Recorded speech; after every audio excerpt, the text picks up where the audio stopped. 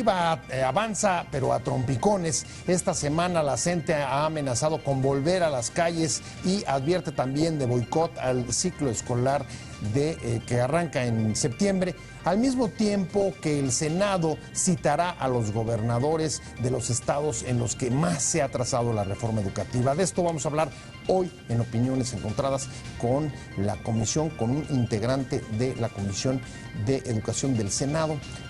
Vamos a ver algunos datos y regresamos a hablar con él y con una representante de la sociedad civil.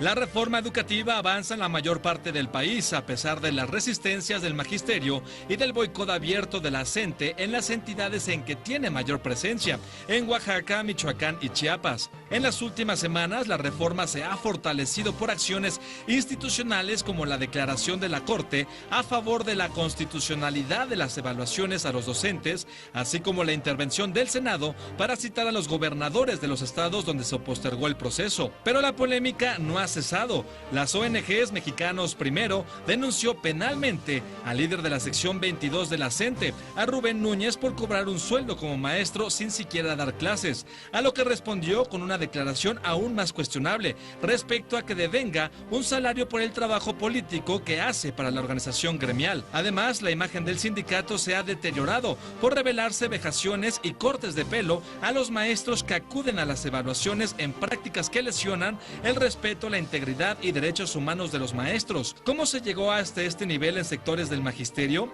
El problema es que no se desmontó su estructura clientelar y autoritaria tras la alternancia. ¿Qué se puede esperar de las renuncias de los gobernadores de Oaxaca y Michoacán en el Senado? Posiciones. Número 1. Las evaluaciones ni se posponen ni se difieren y por ninguna razón se cancelan, dijo el presidente Peña Nieto el día después de que su gobierno reactivara las pruebas. Número 2. La norma es clara, las evaluaciones son obligatorias y para quien no las cumpla habrá sanciones, ha subrayado por su parte el secretario de Gobernación Miguel Ángel Osorio Chong. Número 3. Los estados son los encargados de la operación de la nómina y por tanto los responsables de pagar o no a los maestros que faltan. Así lo dijo el secretario de Educación, Emilio Chaifet. Número 4. El presidente de la Comisión Permanente, Miguel Barbosa Huerta, calificó de ilegal que los gobiernos estatales estén pagando a los maestros que no trabajan. Pues las noticias sobre la reforma educativa van a regresar esta semana. En el Senado deberán acudir a reuniones o a comparecencias, no sé el nombre técnico, se lo vamos a presentar, a preguntar al presidente de la comisión, al senador Juan Carlos Romero Hicks, al quien me da muchísimo gusto que esté con nosotros como siempre. Don José, buenas noches. Muchas gracias. Y María Teresa Ortuña, que es la presidenta de Suma por la Educación. Muy buenas noches, Pepe, y muy buenas noches a todas las personas que nos ven por la televisión. Pues vamos a entrarle. La verdad es que la última vez que platicamos fue un poco antes de cuando se suspendió, recordarás, la prueba, la evaluación educativa. Había mucha molestia en el Senado, luego viene la comparecencia del secretario de Educación, y ahí, en pocas palabras, siento que lo que les dice a los legisladores es: señores, buena parte del asunto no está en mi cancha. Quien sigue pagando a los maestros que no van son los estados y eso depende de reformas que ustedes hagan en el Congreso. Quizá derivado de eso, en la Comisión de Educación, entiendo que ha citado a reuniones, no sé si es comparecencia o solamente reunión de trabajo, a los gobernadores de los estados, de las zonas donde está más atrasado el avance y donde, en efecto, se sigue pagando incluso a los maestros que, como va a suceder mañana, nuevamente vuelvan a manifestarse por las calles de la Ciudad de México. ¿Cómo lo ves? Les aventaron la pelota. El secretario fue a una comparecencia a la Comisión Permanente el 23 de junio. Sí. Lamentablemente no dejó una buena satisfacción. Si el objetivo fue ampliar dudas, nos quedamos con más dudas. Es un poco como lo que hizo el secretario Osorio anoche, amplió las dudas de todos nosotros. Regresando al tema educativo, y me da mucho gusto compartir la mesa aquí con doña Tere Ortuño, que era la presidenta de la Comisión del Senado en la legislatura anterior. Y ahora desde el lado de la sociedad civil. Sí, tratando siempre de crecer. El mismo tema con diferentes aristas. ¿Qué es lo que está pasando en el Congreso? Se tomó un acuerdo, esta semana, el jueves 16. De la semana pasada. A invitación republicana va a asistir el gobernador Gabino Cue a presentarnos el diagnóstico de cómo está la educación en Oaxaca y a construir un diálogo republicano de alternativas de solución a futuro. Porque el marco legal en varios lugares como Oaxaca, Guerrero, Michoacán y partes de Chiapas no se aplica de manera plena en aspectos muy importantes de la evaluación, ya sea para el ingreso. O sea, hay leyes, pero los gobernadores no las están aplicando. En algunos casos no se están aplicando. Y por otro lado, ahora el tema, la federación lo está teniendo que ver de manera diferente, porque a partir del cambio de la ley de coordinación fiscal, que varios no aprobamos, este año, el 1 de enero, la tesorería de la federación está pagando los salarios. Es muy sencillo, el que paga manda. Entonces ahora los gobernadores ni pagan ni mandan. Tuve el privilegio de ser gobernador de Guanajuato 2000-2006. A mí me tocó negociar con el sindicato. Hoy ya no negocian los gobernadores. Nosotros pagamos la nómina, ahora los gobernadores no pagan la nómina. Entonces lo que dijo el secretario Choifet es mentira. Es inexacto. Nosotros los advertimos. A mí me tocó decírselo al secretario Videgaray, al secretario Sorochón, al secretario Choifet, que este mecanismo de centralizar la nómina podía tener un alcance positivo de mayor transparencia y de ahorro de recursos, porque hay que reconocer que había algo de dispendio en algunas entidades federativas. Esto se deriva de un acuerdo del 19 de mayo del 92 con el secretario Ernesto Zedillo, el presidente Salinas, en donde se transfirieron todos los recursos humanos, financieros y materiales a los estados, y había algunos estímulos a los estados para hacer esto. Si hoy yo fuese, no es el caso por fortuna, el gobernador de Guanajuato, yo les regresaría el paquete completo.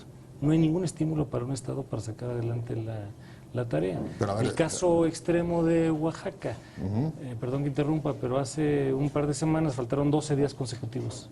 Así es. Público y notorio. Y fue pagado, dice el secretario de Educación, en los estados. Fue pagado en los estados. O sea, el gobernador Gabino Cue directamente. No, la tesorería de la federación hizo el pago. Ah, o sea, porque no en la ley de coordinación Estado. fiscal hay ahí una situación rara. Por órdenes de. Quien verifica la asistencia es el Estado y quien paga es la federación. Entonces, ambos están en falta. A ver, María Teresa, la verdad es que todavía es más complicado porque si hemos hablado de resistencias en el sindicato, parece que los problemas no solamente están ahí, vemos, si seguimos lo que acaba de decir el senador, inexactitudes en las versiones del gobierno, ¿no? Y, pues, francamente, digamos, falta de aplicación de la ley, por no decir ilegalidad de la conducta de algunos gobernadores.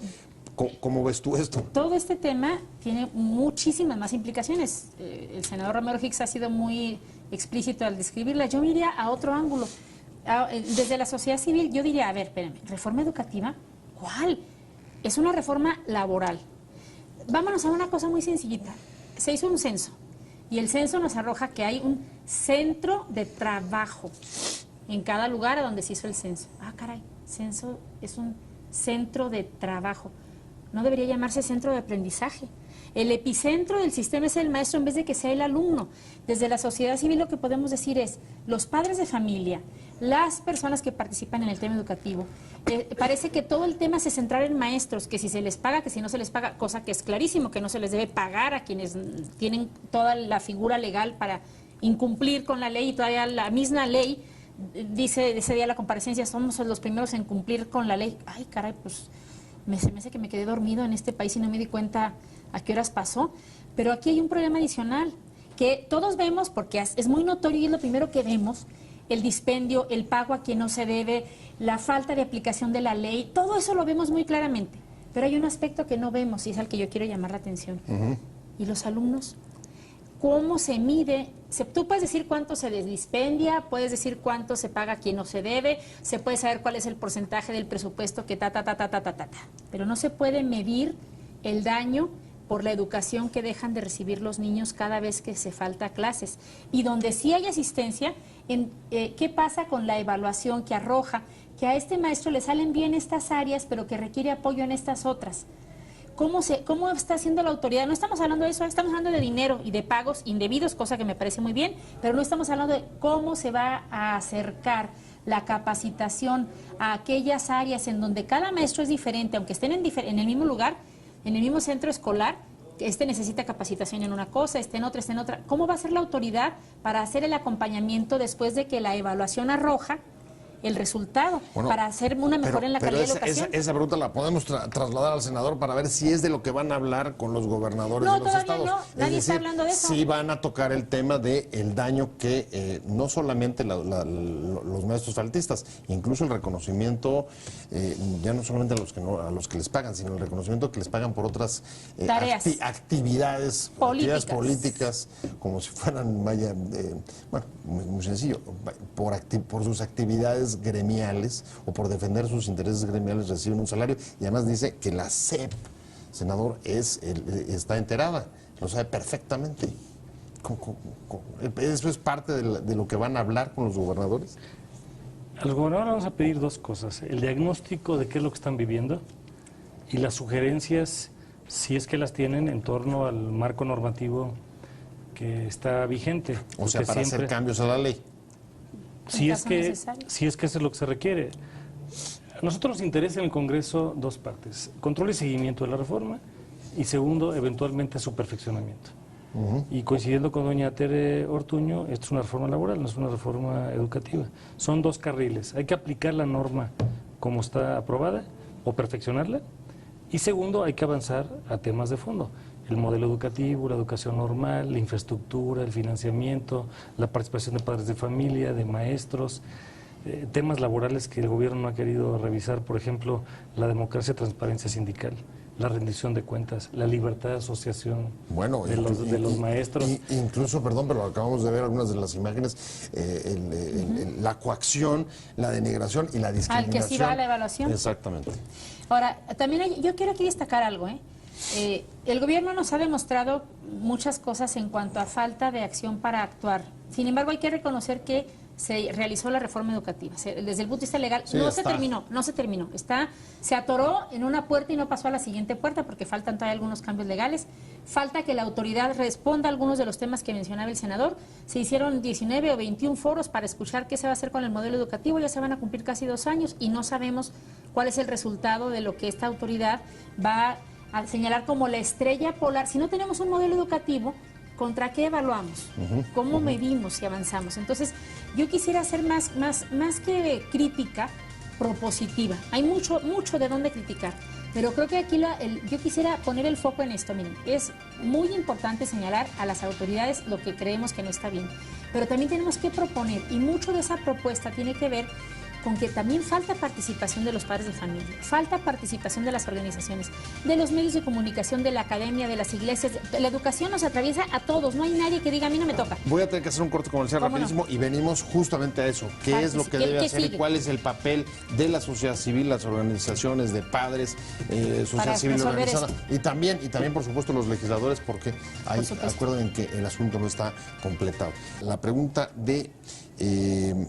empiezan, nos decías en el corte, el jueves con el gobernador Gavino, pero ninguno de los otros 3 gobernadores que han sido invitados han respondido positivamente. Y estamos hablando de Michoacán, Guerrero, Chiapas, 3 de los estados donde, si pensáramos, digamos, en modelo educativo o en indicadores, está bastante claro casi por todas las pruebas que están que hay en los niños últimos lugares. Niños que por generaciones estarán atrás, en el desarrollo de sus competencias y habilidades, ¿no? ¿Qué puede hacer ahorita la parte legislativa? ¿Reunirse, tener este diálogo republicano, como lo has calificado? Seguimiento y control de la etapa de la reforma que está aprobada, tomar nota si hay que perfeccionar o adaptar algunas de las normas y verificar que los ejecutivos cumplan, porque aquí lo que tenemos es una anarquía infeliz. Es que no llama la atención esa contradicción. Por un lado, diálogo, seguimiento, control, y en la calle, a partir de mañana, otra vez emplazamientos a protestas en el Distrito Federal, llamados a la posibilidad de que se boicotee el ciclo escolar que arranca en septiembre. Las imágenes, ya ni hablar de las imágenes que acabamos de ver sobre la discriminación. No es muy chocante, digamos, que la autoridad parezca un poco inactiva frente a lo que está sucediendo. Falta compromiso para aplicar la legalidad. Y también parte del tema, de alguna manera lo sugiría doña Tere, es que los 2 grandes actores de la educación son los padres de familia y los maestros. Y no se ha hecho una alianza ni con uno ni con otro de manera integral. En el caso de los maestros hay una percepción que no hemos logrado modificar de que es una reforma punitiva, que es contra ellos, cuando en realidad lo que persigue es formación continua, su evaluación, su perfeccionamiento, y lo mismo pasa en el caso de los padres de familia. Ejemplo, Oaxaca. El secretario Chuaifet, en septiembre de 2013, en el Senado reconoce que de los 200 días calendario, el promedio de maestros falta 70 días al año. Uf. O sea, podemos? son dos meses, casi 2 meses y medio si quitamos los fines de semana. Por No, ejemplo. más, seguramente. Sí, sí, más? es muchísimo. Son 70 días calendario. Sí. Yo quiero destacar aquí excesivo. algo también, José. Hace tiempo, hace unos pocos años, eso ocurrió en Morelos, una huelga, etcétera, los maestros. Y organizaciones, Suma por la Educación, por ejemplo, en su momento lo que hizo fue organizar a los padres de familia y a los maestros que no estaban de acuerdo con los líderes sindicales que los obligaban a esta huelga, y consiguieron repartir los libros y que hubiera clases ahora sí que abajo de un árbol y donde se pudiera, y poco a poco de afuera hacia adentro se fue minando la fuerza que tenían los que no querían que hubiera clases. Y yo aquí quiero destacar la otra parte, porque no quiero que se nos digas ahorita en un momentito, se nos acabó el tiempo en televisión, esto es muy breve, y yo me quedé aquí con estas ganas de decir que lo que hace falta, por supuesto está más que señalado el diagnóstico, pero yo me iría a la propuesta.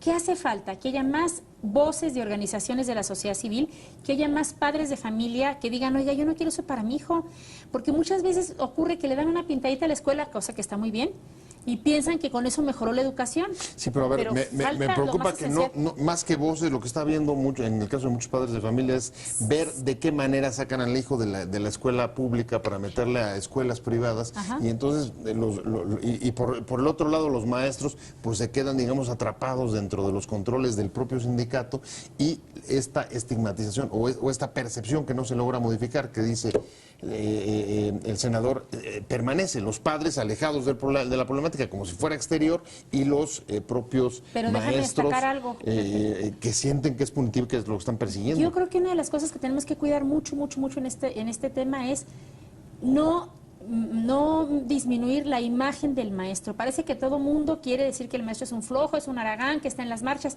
Hay 1,5 millones de maestros en México que todos los días se levantan a dar clases. Sí, está y claro. que saben perfectamente que su tarea es esa y no están pensando qué les dicen los de arriba, los de abajo, qué dice el gobierno, qué dice el sindicato. Ellos aman su profesión, y yo quiero que no nos vayamos sin decirlo. Hay que redignificar la imagen del maestro, porque sin eso no vamos a avanzar. Yo he estado en los concursos de observación, observadora de los concursos de evaluación y de ingreso y promoción. Les preguntas y ellos están muy de acuerdo en que este sea el sistema de promoción, porque no tienen a veces el compadre o la mordida para avanzar. No, bueno, a mí me queda claro que incluso algunos han ido hasta, a pesar de las amenazas, como los que raparon el Claro, otro día. van a la evaluación. Pero yo me pregunto, en el caso de esta percepción que se ha construido, ¿cuál es el origen?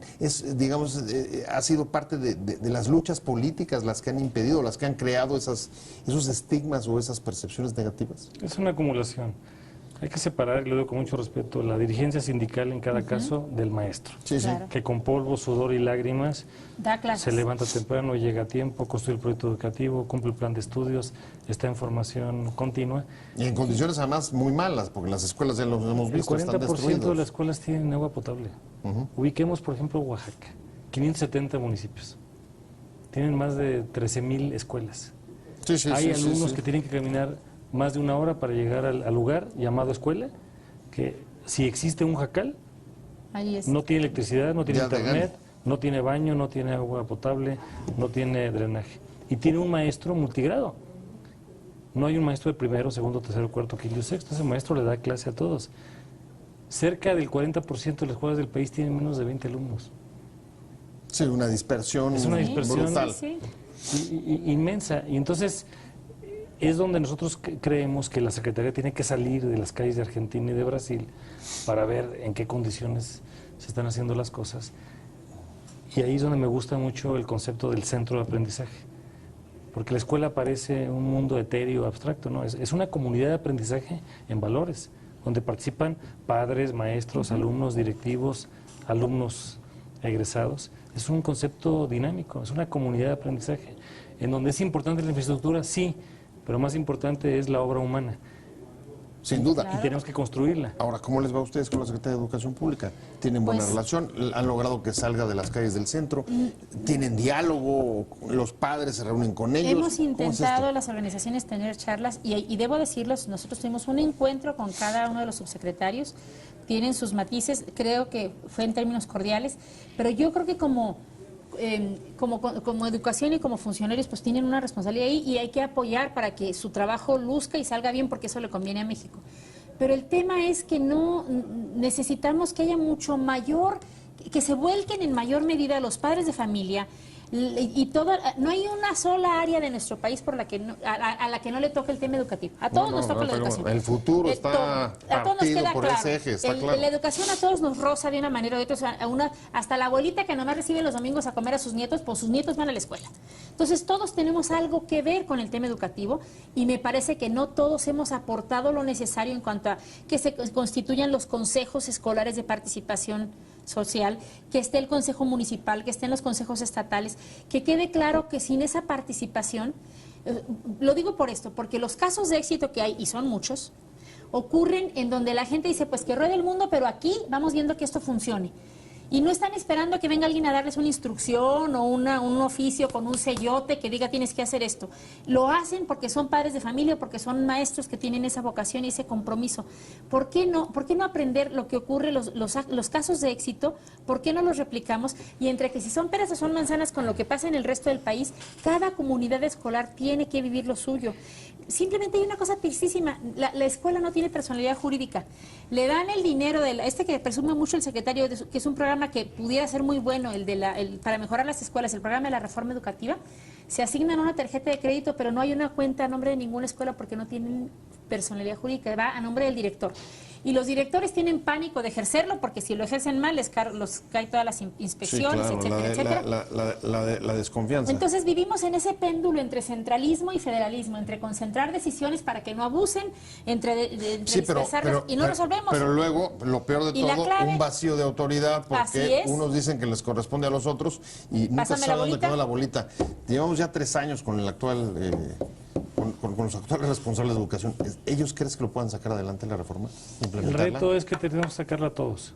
Esta es una tarea de sociedad y de gobierno, de los 3 órdenes de gobierno, municipio, estado y federación, del acompañamiento de los congresos locales y el Congreso de la Unión, y entender que la educación no solamente es el mundo de la escuela. La educación es el barrio, la colonia, la comunidad, la casa, el sindicato, la cooperativa, la iglesia, el club cultural, el club deportivo, absolutamente todo el espectro social, y no estamos haciendo esa labor integral. Está todavía, digamos, mucho por hacer y mucho por resolver. Muchas gracias a los dos. Al contrario, muchas gracias por la Ahora sí, lamento oportunidad. tener que decir lo que decías hace rato, el tiempo se nos agotó. Pero la solución es participación. Muchas Participación de gracias. padres de familia y de organizaciones. Muchas Y así gracias, saldremos María adelante. Teresa Orduño, presidenta ejecutiva de Suma por la Educación. Muchas gracias, Pepe, como gracias. siempre, Muchas al gracias, senador Pepe. Romero Hicks por haber estado con nosotros, presidente de la Comisión de Educación. Un placer, como siempre, y vamos a seguir de cerca las comparecencias importantes que tengan con los gobiernos de los estados, porque ahí es donde se tiene que resolver buena Queríamos parte escuchar las otras del asunto. experiencias. Es una invitación. Muchas gracias a los dos, pero sobre todo gracias a usted por haber estado con nosotros en Opiniones Encontradas. Nos vemos, nos escuchamos aquí mañana 7:30 desde las esquinas de la información y mientras tanto, pásenlo muy bien.